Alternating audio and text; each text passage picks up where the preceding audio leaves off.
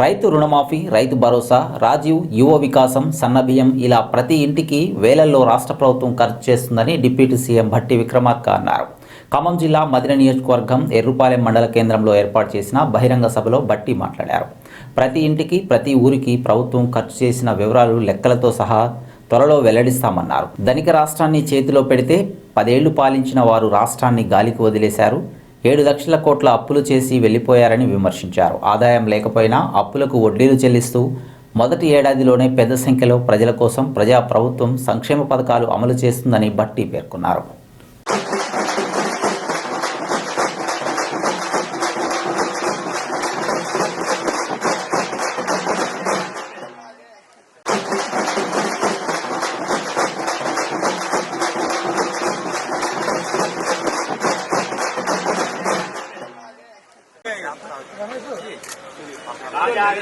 నజరా గారు పక్క జరగాలి కొద్దిగా.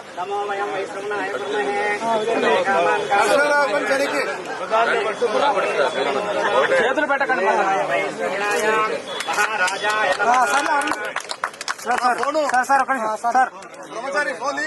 అది అయ్యారు కొద్దిగా ఇట్లా కాళ్ళ కట్టి దగ్గర కానీ.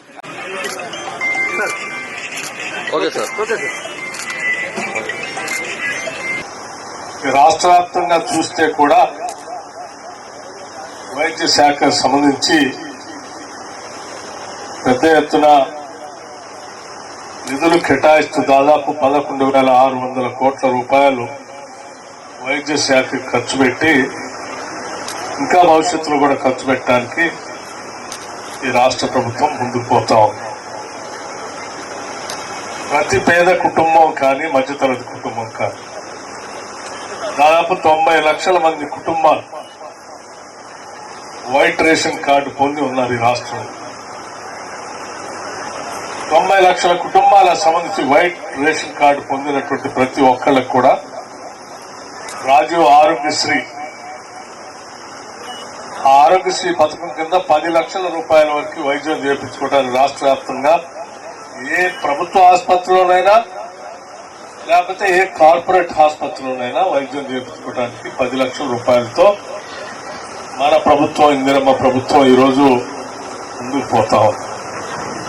అంటే ఈ రాష్ట్రంలో తెలంగాణలో పుట్టినటువంటి ఏ కుటుంబం అయినా వైద్యం కోసం ఇల్లు వాకిలి అమ్ముకోవాల్సిన దుస్థితి ఈరోజు రాష్ట్రంలో లేదు.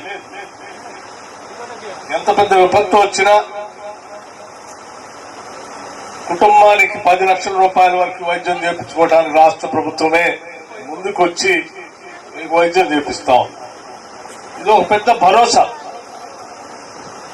ఒక కుటుంబానికి సంవత్సరానికి 10 లక్షల రూపాయల లోపల వైద్యం చేయించుకోవడానికి రాష్ట్ర ప్రభుత్వం ఇచ్చిన అతిపెద్ద భరోసా ఇది వైద్యపరంగా.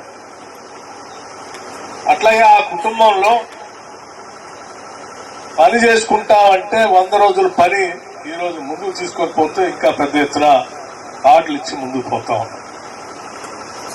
అదే కుటుంబంలో పిల్లలు చదివించుకుంటా అంటే ఆ చదివించుకోవడానికి కావాల్సిన విధంగా రెసిడెన్షియల్ స్కూల్స్ కట్టించాం. ఇంకా young India integrated residential schools అని కూడా రాష్ట్ర వ్యాప్తంగా ప్రతి శాసనసభ నియోజకవర్గంలో కనీసం ఒక స్కూలుకు తగ్గకుండా ఈ సంవత్సరమే ప్రారంభోత్సవం చేశాం.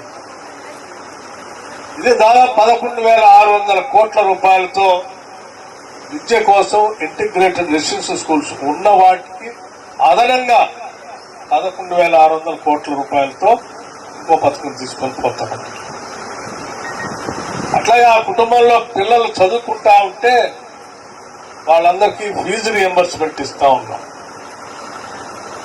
ఈ 90 లక్షల కుటుంబాలకు సంబంధించి తెల్ల రేషన్ కార్డు